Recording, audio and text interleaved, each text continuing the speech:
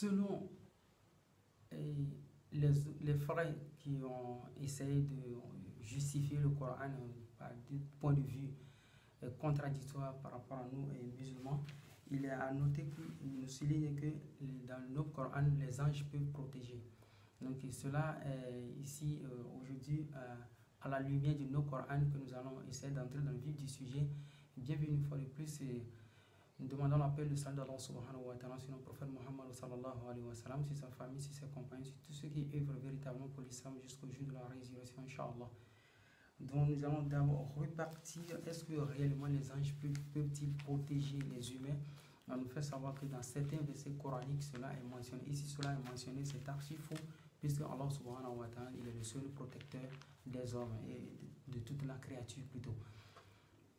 Donc dans la sourate 2, verset 107, il est dit, Allah subhanahu wa ta'ala dit: ne sais-tu pas qu'Allah appartient le royaume des cieux et la terre, et qu'en dehors d'Allah, vous n'avez ni protecteur ni secoureur. Allah subhanahu wa ta'ala lui-même l'affirme ici dans la sourate 2, verset 107, qu'en dehors de lui, nous n'avons aucun protecteur ni aucun secoureur. Qu'en est-il maintenant dans la sourate 29, verset 22? Nous allons lire dans la sourate 29, verset 22.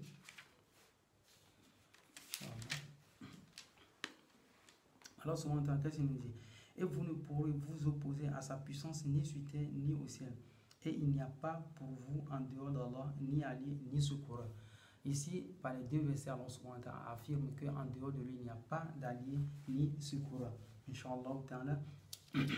Si nous comprenons bien cela, c'est une affirmation de la part d'Allah subhanahu wa ta'ala qu'en dehors de lui, il n'y a pas de protecteur.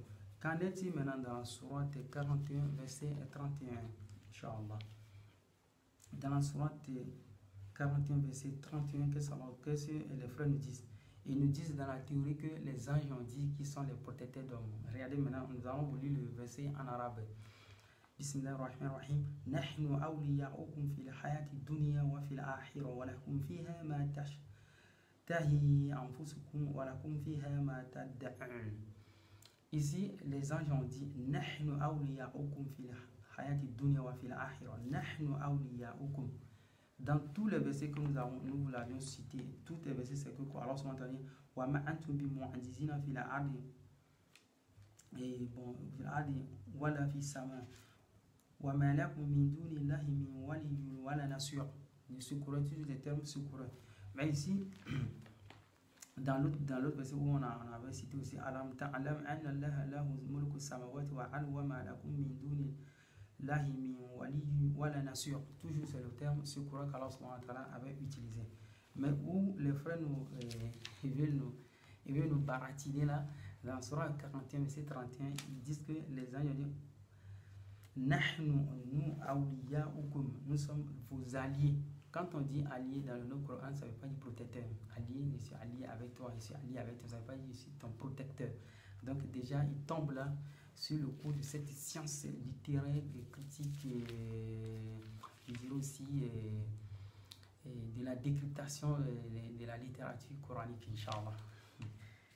Bon, nous allons repartir toujours par ailleurs dans la sourate 13, verset 1. Dans la sourate 13, verset 1. Voilà, sourate 13, verset 1. Bon, sourate 13, verset 1. Bon, Inch'Allah, vous allez remarquer que ici, il n'y a pas de verset coranique où les anges disent clairement qui sont les protecteurs de l'homme. Il n'y a pas de verset. Mais c'est plutôt, c'est-à-dire de dire, par exemple, quand on se voit en temps dit, je vous donne sourate 50, par exemple 17, verset, sourate 50, 17 à 18. Voilà. Sourate 50, 17 à 18.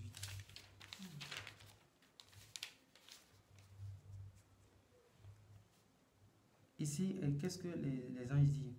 Sourate 50, 17 à 18. Verset 17. Quand les deux recueillants, assis à droite et à gauche, recueillent. Alors souvent, dans là, il a assigné des anges à l'homme, deux, un à gauche, un à droite, qui écrivent nos actions. Donc, c'est ce terme que c'est par rapport à cette position que les gens ont pu dire que nahnu awliya'ukum fil hayati dunya wal fil akhirah. Donc, ils sont nos alliés, c'est-à-dire ils sont toujours là à écrire le bien, le mal des humains. Selon la Sourate 50, verset 17 à 18. Donc, nous allons voir dans Sourate 82, verset 10 à 12. Sourate 82. Voilà. Sourate 82. Inch'Allah. Sourate 82, verset 10 à 12. Sourate 82, verset 10 à 12. Alors que veillent sur vous des gardiens, de nobles scribes qui savent ce que vous faites. Voilà. Wa inna alaykum la hafizun. Wa inna alaykum la hafizun. Sur vous les gardiens. Ici c'est les gardiens. Comprenez? Donc Allah subhanahu wa ta'ala a dit qu'ils sont les hafizun, mais ils veillent sur nous quoi? Qui au verset 11, de nobles scribes. Donc le terme veille sur nous veut dire les scribes, c'est-à-dire ils veillent sur vous, mais en écrivant tout ce que vous faites, mais pas vous protègent. Voilà. Donc c'est comme ça avec le style coranique, beaucoup se trompent, ils avancent des allégations de part et d'autre. Non, non, non, nahnu awliya'ukum, nous sommes vos alliés. Donc Allah subhanahu wa ta'ala a placé ces signes à côté de nous pour écrire un à gauche, un à droite, pour écrire le bien et le mal. Mais c'est pas pour qu'ils nous protègent. Comme nous l'avons lu dans d'autres versets, qu'Allah subhanahu wa ta'ala dit qu'il est le seul protecteur. Donc, on ne peut avoir en aucun cas un secours plus qu'Allah subhanahu wa ta'ala. Les amis, ils veillent sur nous. La hafizin, qui est question ici, nos gardiens, c'est plutôt, c'est-à-dire ils sont avec nous pour écrire toutes nos actions, Inch'Allah. Donc voilà à peu près l'explication, Inch'Allah. Barakallahu fikum, assalamu alaikum wa rahmatullahi wa barakatuh.